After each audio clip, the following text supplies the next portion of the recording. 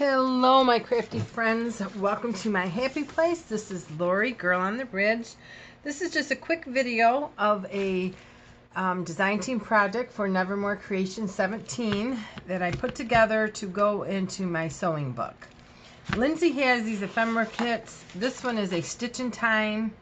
You get 5 sheets and she's so reasonable and you can do a lot. I mean, I didn't even use a lot of these because I just wanted to do an insert with these. So that'll be Nevermorecreation17. And what I did, and this will go, I don't know if it'll go inside my sewing book or I'm not sure yet. So what I did is I took one of the prints and I layered it with pattern paper, an old quill, buttons, and lace. And so that'll be the front. These are bags. They're going to be a signature, I believe. So over here is one of Miss Gail's. This is a faux front envelope that Gail Augustinelli just showed again recently. So it just kind of reminded us of what we can make. So I just did it sideways. I did it different this way. So I took 2 of the pieces of the ephemera. I cut pieces of the, actually that goes that way. Cut pieces of the little scissors, and then you'll have something that'll go in there. I don't think I put anything in there. No.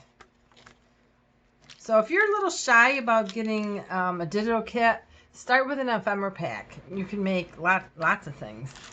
And then this is just a little flip up. And then in the front of this bag, to stiffen it up, I put a file folder and I cut it down and I just took some of the words that was off the thread to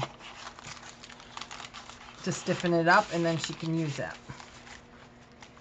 And then I made an envelope, again more just the ephemera, and here I'll put a piece of my doily dyed paper, and that flips over. And then here I just took some of the quilt because she liked green and blues. That was what she liked. And I just made a bunch of little booklets out of the ephemera. I made that. I made that. I just took 2 pieces and put the little booklets in. And this little notebook.